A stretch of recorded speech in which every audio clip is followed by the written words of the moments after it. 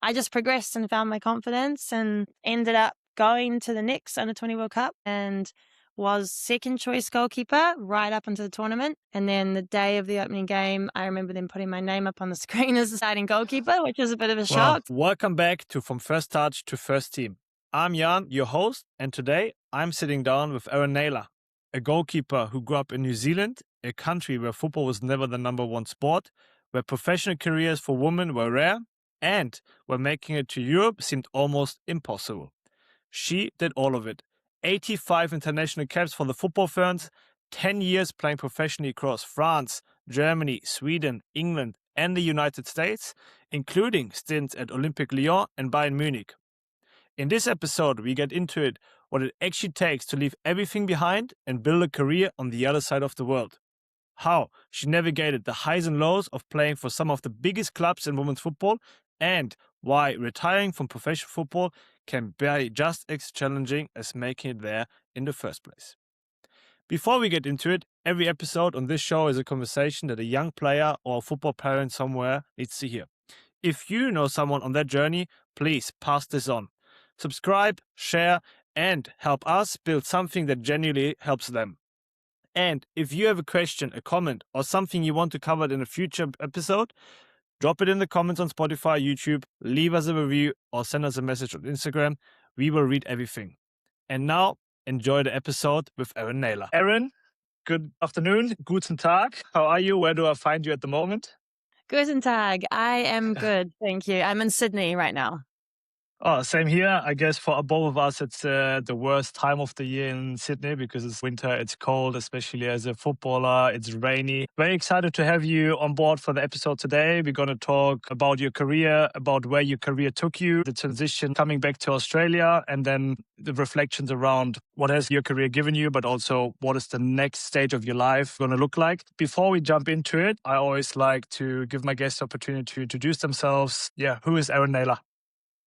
I am a professional goalkeeper or a former professional goalkeeper. I played for the New Zealand national team. I have about 85 caps for the national team, and I spent 10 years of my career in Europe. So I lived in France, Germany, Sweden, England, America, and now I'm back in Australia, which is a bit closer to home. But now I have retired or semi-retired, and now I'm playing for the NPL in the Sydney League or New South Wales League. Yes, there's the first connection that we both have. You're playing for UNSW now. I spent my last 2 years playing at UNSW on the men's side. So we're going to get into that topic later in terms of what UNSW is like and the NPL in Australia. Take us back in time. What was your first contact point with football? What was your first touch like?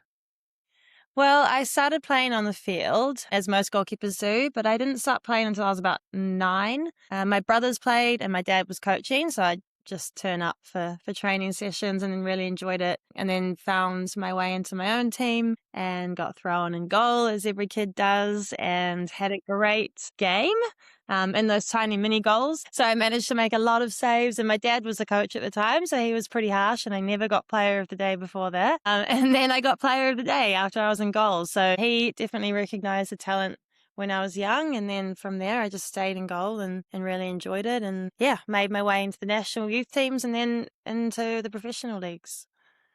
So back in that time in New Zealand, growing up there, what was football like back then? It was not as big as it is today.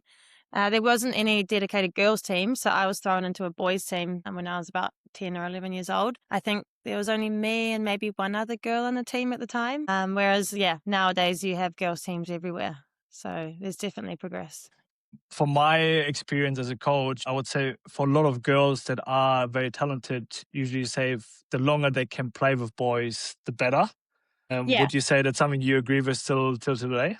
Yeah, I still agree with it. I mean, I think it's more of a mindset. I think back then I loved to stop the boys from scoring because they were quite surprised that a girl could, stop them from scoring. So I remember one game and the boys were getting really frustrated, and I loved it. I loved, like annoying them basically and diving in the mud. And I think just because there's not too much of a difference physically at that age, but I think it's more of the mindset.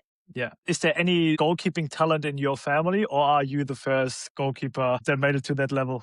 Yeah, I mean, my brothers, they followed suit and they went into goalkeeping too. My dad was a centre back, so he didn't, yeah, I can't credit him for, for our ability. But I do credit him for, I remember him dragging out a mattress because we had a football goal in our backyard, which was very lucky. And he brought out a mattress, and me and my brother, we were trying to learn to dive as high as we could. So I think a lot of our explosiveness came from that one session. But yeah, both my brothers went on. I think my second oldest brother, he went into the age group teams, but didn't go to any World Cup. So he was in the wider squad. So yeah. Okay, you're already giving us a little hint of like where you ended up going. Yeah. Take us maybe through the next few years. You're starting to play. You're figuring out, oh, I'm actually quite good at goalkeeping, playing with the boys. How then the transition happened from playing with boys, maybe going into girls teams, and then already youth national teams. So I got recognized by a few of the rep teams and went away to some national tournaments. And then I got pulled into the under 17 Women's World Cup squad. So it was a wider squad at the time. But back then I didn't really have any confidence. So I was very, very nervous, would make a lot of mistakes and didn't make the squad. And then the next cycle came for the under 20s, same thing happened. I still wasn't confident. I think I put too much pressure on myself. And I remember we'd have training games every Tuesday night for this under 20s team, and I had a terrible game. And I remember one of my defenders scored a crazy own goal, which didn't help my situation. But I remember the goalkeeper coach sitting down with me afterwards and saying, you're not going to be selected for this World Cup. Like, you're probably not there yet. He was like, you're probably sitting fourth or fifth choice goalkeeper. And as you know, 3 goalkeepers go to the World Cup. And he was like, but keep pushing and you never know what could happen next time. So from then I sort of didn't think I was going to go anywhere. Didn't know how I was going to come out of my shell, really. I didn't enjoy playing. Like, I didn't like it at all. I'd get anxiety. But then my dad, I remember him saying, you could go to college on a scholarship in America. So that became my next goal. And I was so motivated by that. And I started watching college videos and then found out about Hope Solo, one of the women's US goalkeepers, and then sort of looked up to her as a role model and would watch YouTube videos. And I was like, okay, I'm going to try and play like her. And then I just progressed and found my confidence and ended up going to the next under 20 World Cup and was second choice goalkeeper right up into the tournament. And then the day of the opening game, I remember them putting my name up on the screen as the starting goalkeeper, which was a bit of a shock. Wasn't prepared for it, but had a good tournament. And then from there on, went into the national team and was number 1 goalkeeper for the Football Ferns for, I think it was 12 years I spent with them, traveling all over the world.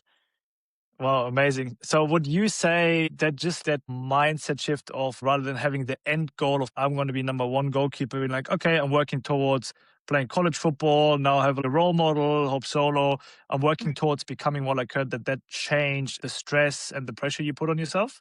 Yeah, I think I always had the ability, like the athletic ability. I was always very explosive and had a lot of good attributes and my height as well. But it was definitely the mindset that I was lacking and that confidence. So I think having a goal, taking a lot of pressure off myself to perform in these top environments, but finding joy in, okay, I can go to college and get an education. I don't have to be the best of the best. And then just using that and being confident. And always with Hope Solo as well, something that she would do that I recognized was she'd always look confident. So when I'd walk onto the field, I would look confident. And as I now know, that helps a lot with mindset. Like, it helps you, play a lot more confidently. So, like, obviously I'm from Germany, so I have no idea what the game was like here in Australia and New Zealand back in the days. We are nearly similar age, but one question that comes to my head is, when you were still playing in New Zealand, was that then already women's first grade team? Was that still like under 17s, under 19s? So in the club environment, when I was growing up, they had one really good women's club team, and that's who I played for, Lynavon. And they had basically all the women's New Zealand players in their squad. So they would win everything. But when I was growing up, we had under 17s, under 20s, and then the national team. So there was like a pathway there to get to the women's team. Yeah. And then would you say back then, was there the idea for every single female player is like, okay, I can make a professional career? Or was it, we see how far I can get, but it's not really realistic to earn money playing football? Yeah, I think it was a lot less common. I remember there was like maybe 2 or 3 from that national team that I looked up to that actually went overseas and played. And back then it was like, wow, this player's gone over there and played. Or played for Arsenal. I think Amber Hearn was one of them. Or Man City. And it was just like a really rare thing and an amazing thing. But it didn't, it seemed like only the very, very best players would get to that level. But now, as you know, the opportunities there's a lot more opportunity, a lot more women's Yeah. teams, a lot more professional teams. So, yeah. It has changed all across the globe. It's amazing. Then let's talk about the next phase for you. You then went to the US, right? Yeah. So, yeah, that was my very first contract, was going over to Sky Blue. So a lot of my career was very up and down, and that was one of the downs. So Okay. I went over back. The contracts in the US were crazy, and you could get basically you signed the contract, but they had all the rights, so they could cut you or trade you whenever they wanted.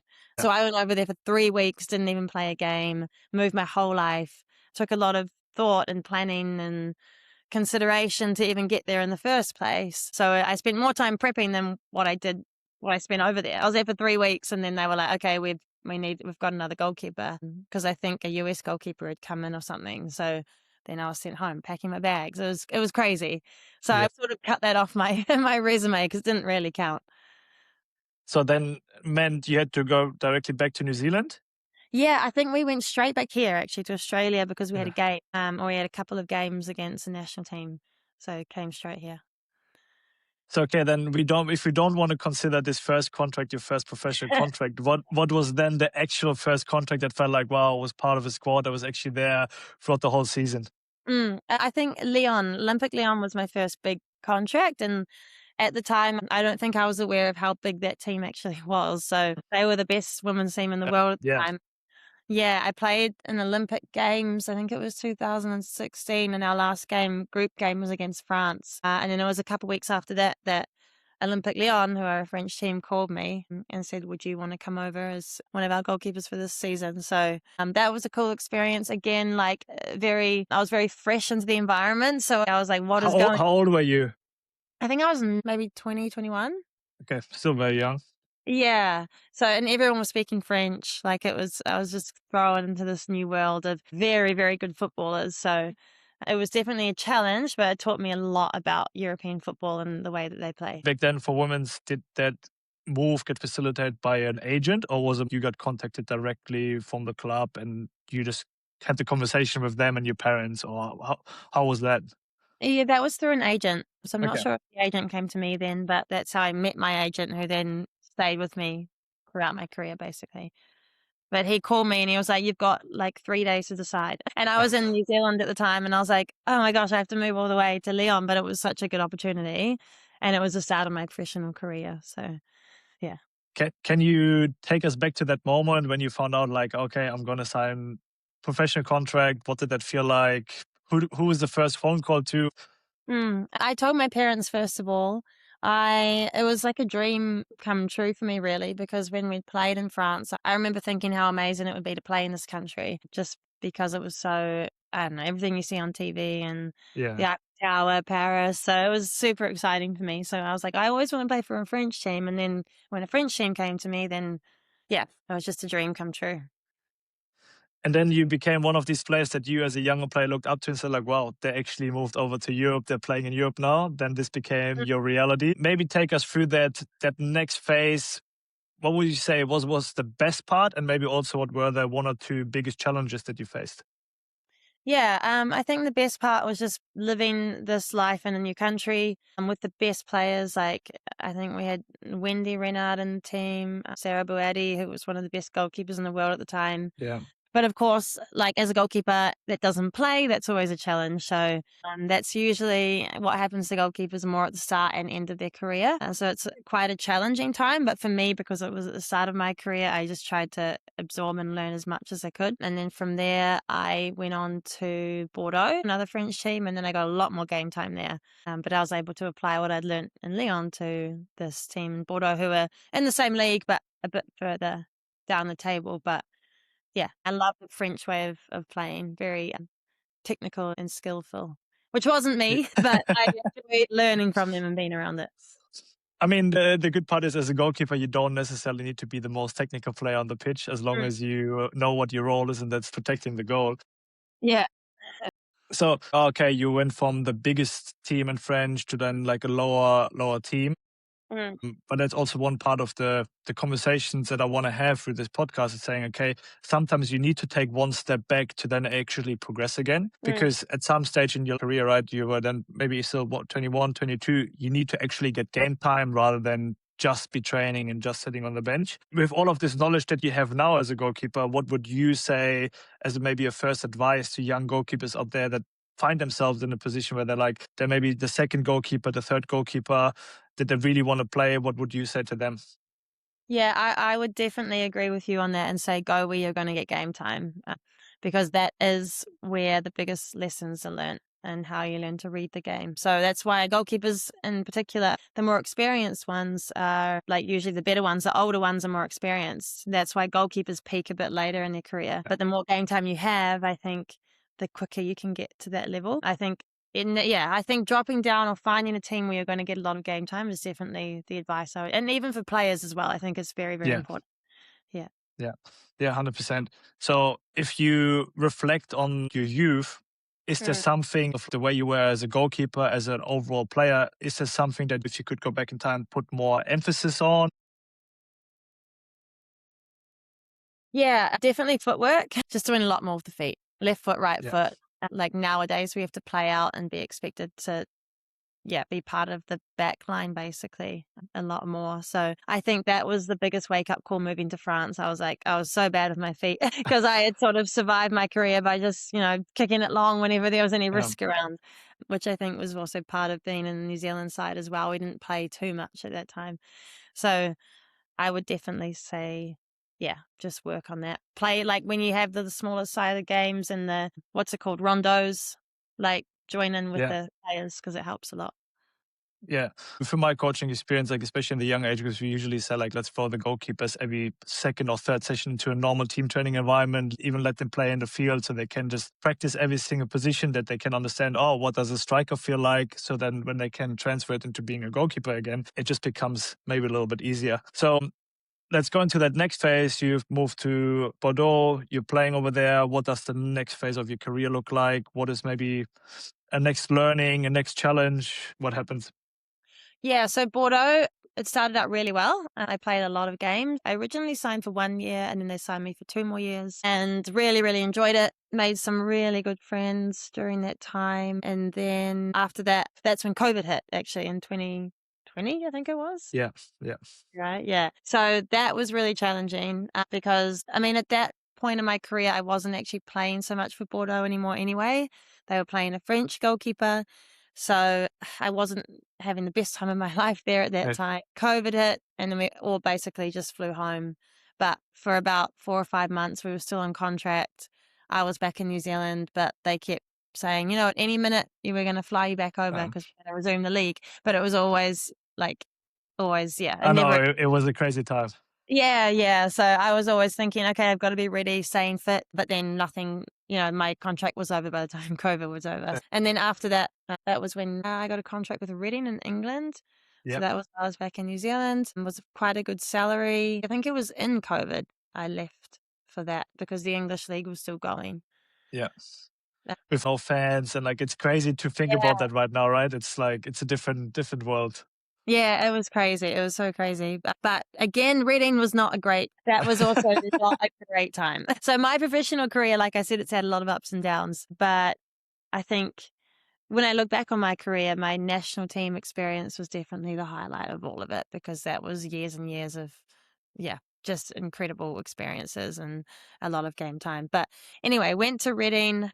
It was, a bit of a nightmare, really. There was a lot of politics and just not a good environment to be in. I won't go into too many. No, that's fine. We don't have to go into detail, but I think you're making you. Yeah, but this is also not what this podcast is about. But I think it's a good statement for me to say, hey, even when you're arriving at the professional level as a player, there can always be things that can go your way, but it can also go the opposite, and you also always have to find a way to adjust and adapt. And sometimes that means pushing through. Sometimes it means finding the next challenge. And before we go into that next part, maybe give us a little bit more insight around what was it like to represent New Zealand at different tournaments, 2 World Cups, Olympics. Mm. Maybe give us the 1, 2, 3, whatever you have, biggest highlights.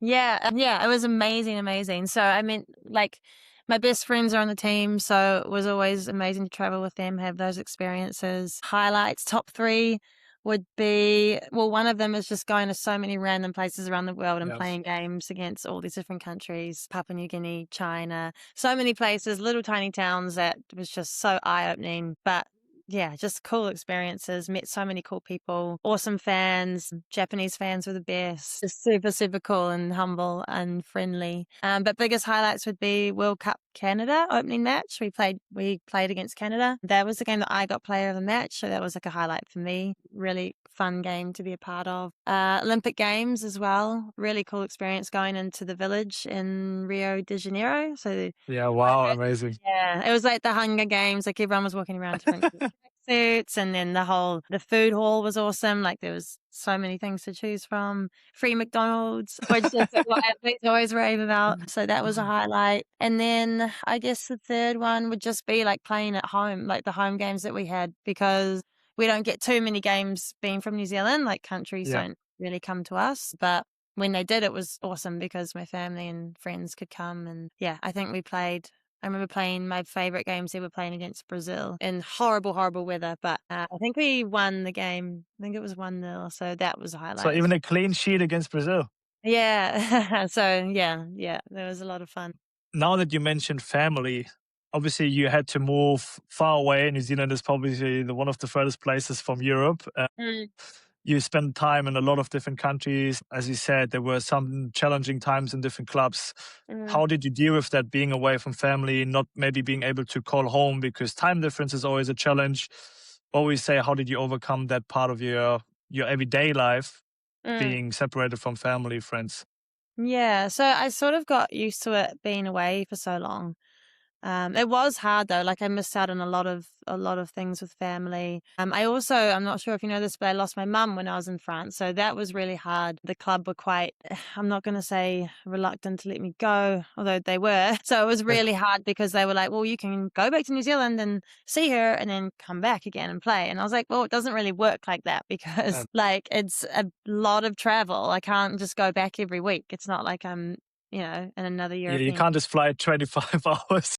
Yeah, so that was really tough to deal with. But yeah, a lot of sacrifice goes into playing football, which I think a lot of people don't really understand unless you're living that life, especially if you're from New Zealand or Australia, because we're so far away from many of the professional leagues. So yeah, I miss weddings and birthdays, and I remember coming back for the Olympics during COVID. It was my sister's 21st, and I was in that lockdown hotel in Christchurch. I think I got. No, yeah. I just remember watching it on the iPad, like watching my sister's party, and I was like, everyone was there, and I was just locked in this hotel room having my dinner delivered to me. So that wasn't fun. But I guess, yeah, just being able to check in with everyone on video calls and then having your own friends over in Europe. And what was really helpful as well or really important to me was when I'd go with the national team. So every couple months would all meet up, and that was sort of like coming home in a way because I had my best friends and a lot of friends on the team. So and probably a lot of these players that you played with in the national team, you knew them already since being 13, 14, 15? Yeah, exactly. Yeah, very young. Yeah. I think that's the reality that players, especially like you said, players that are in New Zealand, that are in Australia, that maybe are in the US, that are dreaming of playing in Europe. These are the sides that unfortunately not many people talk about. The reality of being far away, missing out. Marcus Eunice, who was on an earlier episode as well, said that, hey, the biggest challenge I found when I first went over there is like when football didn't work and football was negative, I could not speak to anyone. I was by myself. The only thing I get back to is my own bedroom. And then you're sitting there with your own thoughts. You have to find ways to have, friends wherever you go. You have to find a way to communicate with family. You have to find a way to, find something besides football. Yeah. That gives you and keeps you happy when football maybe sometimes doesn't work out. Yeah, it's crazy because our whole, which we'll touch on, I guess, a little bit later, but our as athletes, our whole identity is tied to that, especially when you're moving countries all the time and you're having to, integrate with a whole new a whole new team, basically. But wherever you go, you're always the goalkeeper or you're always the Yeah. player, and that's how people know you. But you can go outside of your world or for the football world and make friends, although like literally 90% of your time is spent in that football environment. So Yeah. it's quite hard to make friends outside of it. Yeah, especially with the times with like someone that's working 9 to 5, because they're gonna Mm. be like, you're gonna be like, oh, I have time from 1 to 3 p.m. today. Like, yeah, sorry, I'm at work. Yeah, exactly. The times don't work at all. So, and then move for you to Sweden. How did that come about, and what was that time like? Would you say that was one time where there was more highs than lows in the professional career? Yeah, so the Sweden experience, Ueco, they called me up. I was in America at the time, just traveling, and they wanted me. And at that point in my career, I was thinking about what am I going to do next? Do I keep playing or do I, try and go into a more stable job? But I was really drawn to the Swedish environment. So it was like very, very cold. I'd heard a lot of good things about Sweden as well, playing wise, like that the league was Yeah. very good from a lot of players. So I, signed a 1-year contract with them and had a great time. Played every game there. Was very different to anywhere else I've ever been. I think I played my very Why? first game. Well, my very first game was we had to train indoor, first of all, when we got there because it was darkness from, I think there was 2 Yeah. hours of daylight or 3 hours of daylight. So we trained indoors, freezing, freezing cold. Then we moved outside. We had our first game in the big stadium and it started to snow like crazy. And I don't know how the game didn't get called off, but the field was covered in snow. They had to stop every 10 minutes and like rake off the snow for us to keep playing. But I was in a short sleeve shirt and shorts. And I remember, And they're like, oh, this goalkeeper from New Zealand, she'll be fine. yeah, they were like, wow, those Kiwis are really tough. And I remember coming in and standing under the hand dryer and just trying to keep Yeah. warm, like drying my shirt and stuff. So it was, and we actually won that game and they were like the previous winners of the league. So the conditions definitely helped us, but it was a cool experience to be part of. But just that Did you whole, play with an orange ball? yeah, we did. They swapped it out for an orange ball. Yeah. Yeah. Because I feel like no player in Australia has ever experienced that. No, I don't think so. But yeah, it was hot. I wouldn't recommend, like, it's awful to play in. It's not fun. Yeah. Yeah. I mean, nowadays I complain being a coach here that like now it's not really winter if you compare it to Germany, but your feet still get cold. But then I always remind myself like, oh, these days in Germany where it's first raining, then it's snowing, and you go into the pitch is frozen, and you're just Yeah. like after 10 minutes wearing 2 pairs of socks, everything laid up, and you're still cold. Yeah. I Yeah. don't miss that. I don't miss that part. No, it's different level of cold for sure. Yeah. So then let's come to the last part, which I believe is you signing with Bayern Munich. That was Mm. like the last big contract playing in Germany. Were the Germans a bit nicer to you? Did they They were. represent us well? Yeah, that team was the best team. I again didn't get much game time, but the team environment was the best team environment that I've been in. Actually, aside from we missed one bit in there, Sweden, which I was in for 3 years in Umeå, Sweden. That's where I played there for 1 year for Ueco, but that was awesome experience too, being up there. So that was probably my favorite sporting experience or football experience. But then moving to Bayern, I had originally planned to retire in Sweden, so I moved back there after the World Cup and I was like, what am I going to do? And I managed to get this job in this Asian kitchen chopping like vegetables. Or I went for the trial and they actually said, oh, you're a little bit slow, but they were like, we'll still hire you. And I was like, oh, great. Okay. So I had sort of committed to that.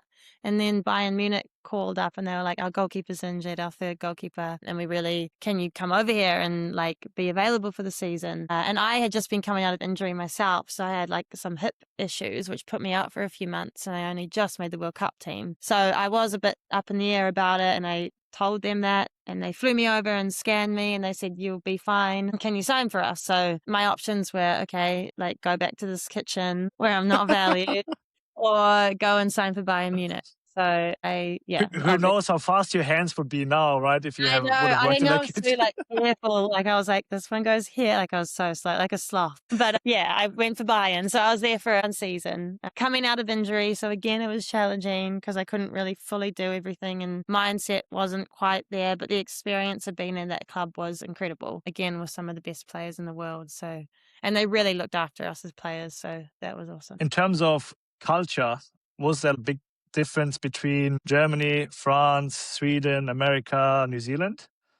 Yeah, there is a big difference. Sweden, for example, we weren't allowed to have a beer after the game. We'd get in trouble. It was in our contract. Going to Germany, it was our team event to go to the Oktoberfest and have a lot of beer. So there are definitely lots of culture differences and rule differences. But France, the culture was very different, very closed, a lot of French players. Sweden, a lot more open. So it was quite cool to go between these places and adapt into different cultures. But quite different. So, closing up the chapter around your professional career, first question, which was the best football culture? Which country? Football culture. I think England had the best football culture. Everyone was always around the EPL. All the pubs would be watching the games, really. They live for football, basically. The best culture to be a part of, though, I would say would be, I think Sweden or Germany they were both my favorites. Germany, mainly because you always had events where you would also have a beer with the team and go to the Exactly. Oktoberfest. I guess that's an amazing experience. You could do what we want a little bit more. It's always funny when you see the picture of obviously the Bayern teams when they go to Oktoberfest, and it's everyone's sitting there with the beer glasses, oh, that's so German. Which was so illegal in Sweden, which is funny. What would you say? Who were the best players you played against and why? I think internationally as well. Yeah, everything included. Best players. Sommer from France. She was one of the best strikers I played against, I think. Alex Morgan as well. The whole US team, basically, whenever we played that, they're just stacked. So every player was pretty unpredictable, and the strikers could score, that's for sure. What would you say, what made it so hard to play against them as a goalkeeper? What did they do differently to other players that you experienced that you were like, wow, I have to stay so focused. It's so hard to defend them. I think, first of all, the speed that they play at, definitely. That's the biggest difference I noticed. And then, just being unpredictable. So, scoring, making it look so effortless, not making it predictable that they're going to shoot. So those ones that sort of catch you off guard, that's why you have to be focused throughout the whole game. Yeah, very good. So then the point came where you decided to retire from professional football. Was there one particular reason? Was there a moment where you're okay, I'm done? Or was it more okay, I'm ready for the next phase of my life? Yeah, I think I was just ready for the next phase of my life, or at least to start building something beyond football. So I'm 34 now. I sort of am thinking, what am I going to do? Coming out of sport, if you've been in my position, only been a professional for so many years, you don't have experience in anything else. So you have a lot of transferable skills, as many athletes do, but when you're going up, for an actual job, that doesn't help you so much when you're going up against someone that has 10 years or 20 years of experience in the field that you want to go into. So I thought I should probably get started on that after Bayern, coming out of injury. The last couple of years, I guess I wasn't enjoying football as much as I had when I was younger. So I think I was ready for something new. Okay. Then my last question on that, if we think back now in time, that young 10-year-old you that just, out of nowhere started to play, get thrown in goals, had an amazing first game in goals, got picked player of the match by your dad and be like, okay, I'm quite good at this. What would that 10-year-old Erin say to you now, what you've achieved and what you've done with your professional career? Yeah, I think that 10-year-old would be pretty proud, achieve things that I probably didn't think was possible back then. But it just goes to show, if you set your mind to things, that you can definitely, achieve anything, really. Yeah. And I hope that's a bit of an inspiration for a lot of players out there that even coming from New Zealand, being in a country where football is not number one sport, same in Australia, that there are ways to make a career with the sport. And that it's always worth giving it a shot, but giving it your all. You then decided to retire from professional football. You now moved to Australia. what Mhm. ultimately led you to UNSW FC in the MPL New South Wales? Yeah, so I was in Sweden and then came back to New Zealand. I was moved back I like sort of saw my life in Sweden and then ended up back in New Zealand and was living in my old family home. And I just thought this is so weird to be back here when I'm 34. My brother lived in Australia. One of my brothers is a pilot for Qantas. So he's living in Sydney and Maroubra, and he's always been trying to get me over here. So he was like, "You've got to come over. You'll love it." So came over for a bit of a holiday with my best friend. And then I said, I'll stay on and just see what happens, basically. No plan. And then I've got a bit of family. So stayed with them and headed around Maroubra area. And then, Zoran reached out to me and somehow he found out that I was in Sydney and said, "Do you want to play for us?" And I almost said no, like I wasn't going to play, but he convinced me. So he's a good negotiator, but he did. I'm glad that he did because I've really, really enjoyed playing football again. So loving the team and loving, playing football and just without any pressure, really, just playing for fun, but at a competitive Yeah. level. Yeah. Yeah. And I guess that kind of throws it back to what you said at the beginning when you were younger, when you wanted to break into the youth national teams, you didn't make it, you were putting so much pressure onto yourself that the performances didn't happen. And now at the end of your career, still playing football, you're super relaxed, you're enjoying it. And now I think you got selected 2 times player of the month as a goalkeeper. I guess you don't feel like there's a pressure of making it anymore because you're like, I've achieved that part. Yeah. Would you say, if you could, would you take that feeling back into like earlier years to just be like, just enjoy whatever happens, happens? Yeah, definitely. I think I've always sort of had that mindset with the national team, but it's almost like having to prove yourself whenever you go into a new environment. And I think that's the pressure that I put on myself. So I think I tried too hard to prove myself. And then that's when ultimately you make more mistakes, you're not relaxed, you're not enjoying it as much. So yeah, I definitely would. Although I don't know how I'd do that because it's very, very hard. Yeah. It would take a lot of, mind training, I think, to sort of And get into that very relaxed state, or especially when you're coming from New Zealand, you're not a name that people know, and you're going into a Bayern yeah, Munich or a Lyon. It's quite hard. yeah. Massive respect for you to still going into these environments, making it in terms of playing there, training there, playing in these teams. Obviously, you played in very big clubs in big footballing countries. How does that now compare to playing NPL football? Yeah, I mean, it's very different. It's not as high a level, but I've been quite impressed by the quality of the games and by the way we play as well. So at UNSW, we do try and build out from the back when we can, when it's on, and we do try and play a lot rather than just kick it long and run. So I think I was like pleasantly surprised by the league, and yeah, it's like I said, a lot more relaxed, but everyone has the right mindset and still takes it very professionally. So it's quite cool. Was there ever the thought for you to be like, okay, maybe when I'm going back home in terms of New Zealand, Australia, maybe I'm going to try to play in the A League for my last 1 or 2 years? Yeah, I have always thought about that, and it's come up many times during my career, but I just wasn't quite ready for it. I've actually had a little bit of interest in the A League from the MPL for next season, but I don't know what I'm going to do yet. I think at this Yeah. point in my career, like I said, it's nice to have a little bit of time away from football, and it's the Yeah. summer, so it's a little bit it's hard. It's like I want to do both, but at the moment MPL is giving me everything I need. So yeah, we'll see. We'll see what happens. Yeah, fair enough. Mm. In terms of the NPL, obviously it's a strong league. It's the highest league that is not professional in the country. There's a lot of young players in there as well that are like floating in between NPL and A League.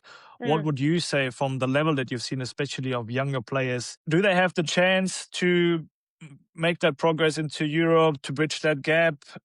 Is there talent around? What would you say? Where's the state of the female football here in this country? Yeah, I definitely think so. I think there's a lot of young talent coming through that I think could even potentially, maybe with a little bit more time and experience, go into the professional leagues soon. I think like Poppy Channing in our team, Yeah, she's consistent, solid defender, fast player, and so young. So she has a lot of years to sort of keep working on those skills and learning from mistakes and getting better and better. So, and I see it every single game, she's improving, she's learning, she's taking the pressure off herself. So players like that, I definitely think have the ability to move into those leagues. I think the big challenge sometimes that I've seen over the years living here in Australia now as well, that kind of something that you said is like, whenever I went to a new team in Europe, they were like kind of, who is this goalkeeper from New Zealand? Because everyone in Europe was like, New Zealand, Australia, they're not footballing countries. What will they know? How good will they be? But sometimes I feel like that's a challenge of that. Maybe there are players here in the system that have the potential that if they would wear the jersey of Olympique Lyon or Bayern Munich and would just rock up to training, that they maybe would fit in.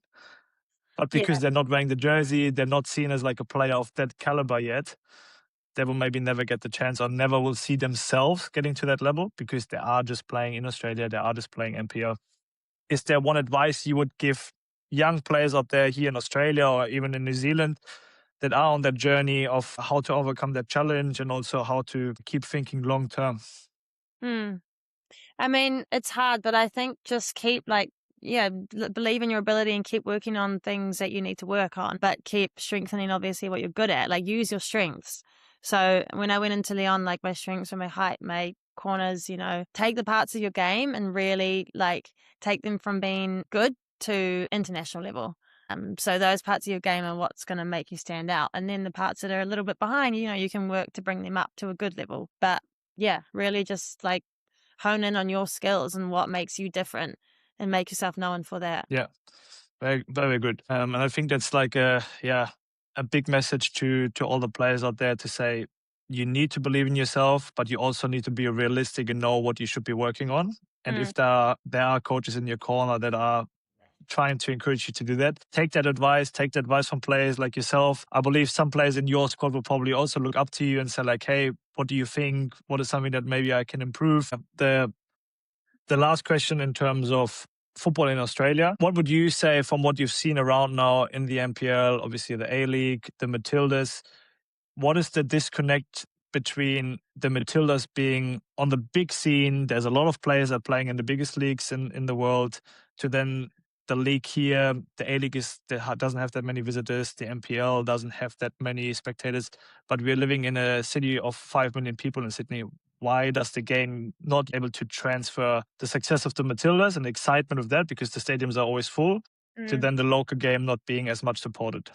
Yeah, it's a tough question. I think you sort of said it then in your question, is that it's not supported.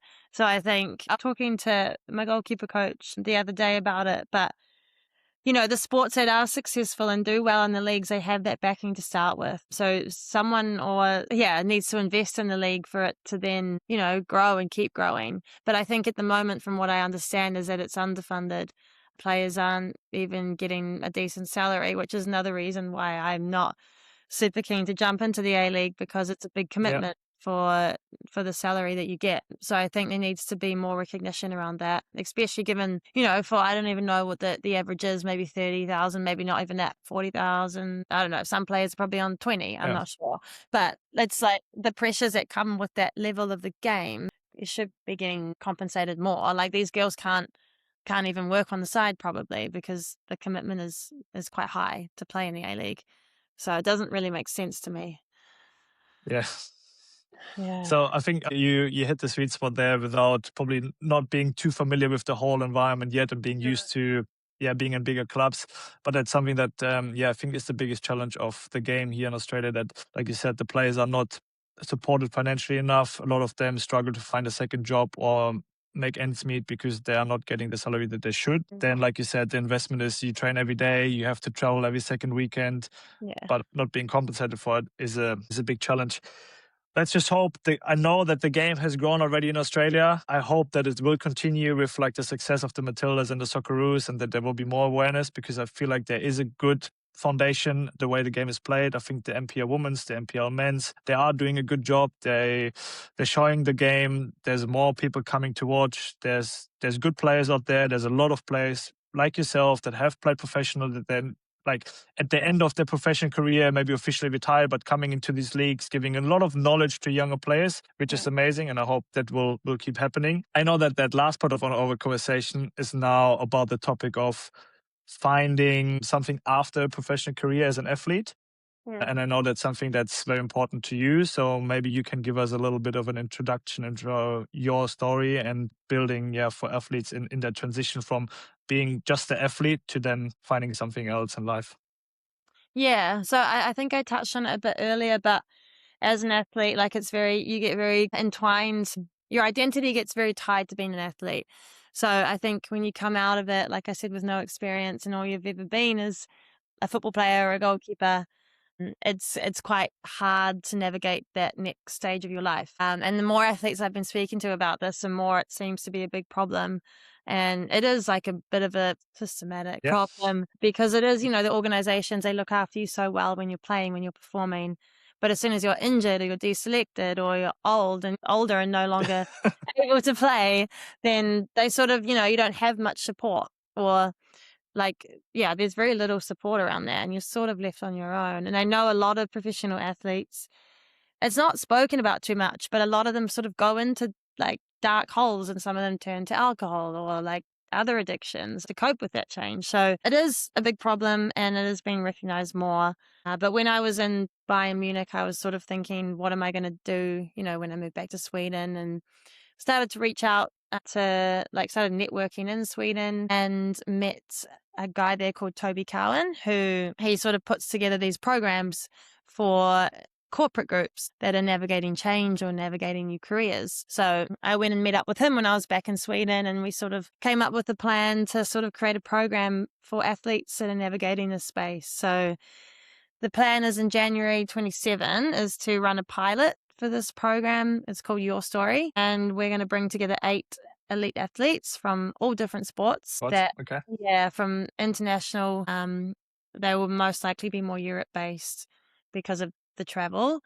And we're going to bring them together for 4 nights, 5 days. It's actually a longer program, but the experience part of it is only 4 nights, 5 days. And it will include a lot of things up in the Swedish winter. So activities like husky sledding and snowshoeing and a lot of work around like challenge and identity and open conversations with these other athletes that are going through or have been through the same thing. So sort of providing that connection piece, a new environment, and the challenge as well to step away from sport and sort of contemplate or reflect on what's next. So the idea is to get that going, get the pilot going, see how it goes, and hopefully have this worldwide. So hopefully bring one to Australia, one to New Zealand, maybe for athletes on this side of the world.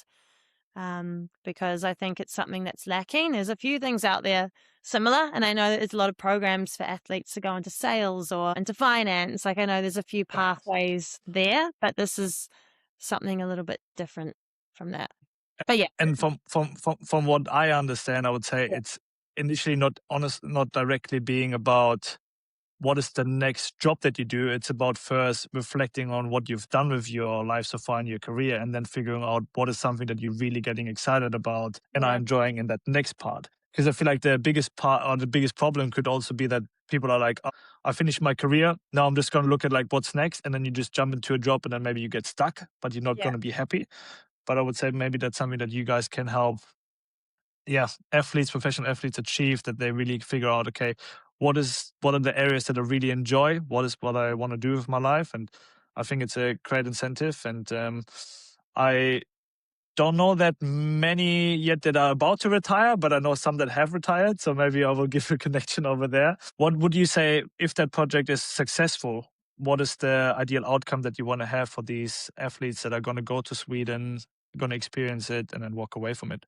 The whole program will involve a little bit of pre-work and an experience and then a little bit of post-work. But basically, we really want to achieve that reflection and that sort of loosening of identity and mindset shift. And I'm not an expert in that, although I've been through it myself, but we do have like a psych and a leadership coach helping design the program. That should then be able to be replicated in different environments. But the idea is just to sort of, take that time just to stop and do something completely different and reflect on what you've been through, talk to others in the space and keep that connection throughout the next part of your career. But at the moment, it's quite hard because it's a pilot, we can't validate it until we've got the pilot running. So we've subsidized the costs a lot, but it's still, I think it's about $1,500 US for a spot, which to some athletes that have come out of, maybe professional careers where they're not getting, like much money, it can be a bit of an ask, but the idea is to have it so that it is free for athletes. So that will be the next stage after the pilot. So hopefully we get those spots filled if there's any sponsors out there. Yeah. Yeah. That's what I'm about to say. When the pilot is done and you guys gonna need sponsors, it's definitely gonna be something we're gonna be able to reach out to. Yeah. Amazing project. Maybe there's one or two professional players that will be listening to this podcast. Then maybe there's parents that are listening to this that are thinking like, wow, that's something I really want to support. And I think finding ways to get professional players that are a bit older at the end of the career or retired professional players to inspire the next generation is something very, very important. And I'm sure you will be doing your part through the project, through your time at UNSW and the MPL. For that last part of our conversation today, I'm just going to fire out some more questions that are nice and easy to answer. But I think there will be maybe one or two more cool stories from your end. You already said that you went to a lot of different places throughout your career, but what would you say was the most unexpected place that football has taken you? It would be, I don't even know the name, but it was a town in China. Okay. And it was the craziest place I've ever been. Like it was so eye-opening. But I don't know. Why? It was very like poor. So that was quite a shock. The town was just grey. There was no sun. They hadn't seen the sun for months. So I wouldn't say it was my favorite place, but it was definitely the most interesting. Like I would never travel here sort of experience. Okay, and then your favorite place that you traveled to with football? Favorite place would be New Caledonia. Was beautiful. Oh, okay. Yeah. So we were there for a month, the qualifiers. That's pretty cool. We are, when the episode comes out, still in the end stages of the World Cup. Yeah. I'm not sure if you were able to watch a lot of games so far, but who do you think will win the World Cup? I think France will win. I want Norway to win. Yeah, okay. Yeah. I think a lot of people are probably going for Norway at this point. I mean, no one expected for them to go that far. I think a lot of people think that France is going to go all the way, but I think we're still going to have a few interesting games ahead of us. If there would be one moment in your career that you could relive again, which one would it be? It would be probably the World Cup in Canada. Yeah, do the whole World Cup again. Again. Yeah, it was a lot World Cup over Olympics? Yeah, I think so. It's more football focused. Like everything's all on the football. But the free McDonald's didn't make up for it. Yeah, McDonald's not worth it. Actually, I would probably almost even say under 20s Germany World Cup. That was a lot of support, and we had so many fans in the stadium for an under 20s World Cup. So that was really cool. Yeah, I was having that discussion the other day with a friend of mine because we were talking about all the different host nations for the World Cups, and I said, yeah, we had the World Cup in Germany and no one had to leave the country because we have so many stadiums that everyone would just like constantly, you would be driving the streets and you would see the team bus of Brazil or Argentina when I was living in Frankfurt. And it was like, this doesn't exist like that because now all the World Cups are split into different countries and there's a bit of that feeling missing. On that topic, different countries, what would you say, where was the best changing room DJs or playlists in terms of the music? I'm going to have to say this because she's my best friend and she'll kill me if I don't. But Kate, she was in charge of the national team music. And yeah, she was good at it. She played good. Big shout out. All right, Erin, last part for today. What is your best piece of advice to every young footballer out there? It would be just to believe in the impossible, basically, and just aim higher than what you think and see what happens. Like I ended up in Olympique Lyonnais. I didn't even know who the players were. I was like, I didn't even know that the club was the best in the world at that point. So, I mean, anything is possible. And just don't put too much pressure on yourself to get there. Just believe it and enjoy the process. Yeah, very good advice. And I hope that players will be able to take that on. For anyone that's living in Sydney, I guess they can watch you over the next weeks of the MPL season. I know that you guys are doing quite well at the moment. There's a big battle for the top place. Good luck for the next games. Who knows? Maybe we will see you again in the next MPL season, maybe in the A-Leagues, maybe as a coach. For now, thanks a lot for spending the time in the episode. Thanks a lot for sharing your story, giving advice to young players. And for anyone that's more interested into finding out more about the project in Sweden, your story, we will add a little link into the show notes as well. So anyone that's interested in that can find that for now. Erin, good luck for the next games. Enjoy the time at UNSW. I believe it's a great club. I really enjoyed my time there as well. And then all the best for that next chapter of your life/career. Thank you. Appreciate it. And thank you. Bye. Awesome. Cool. See you.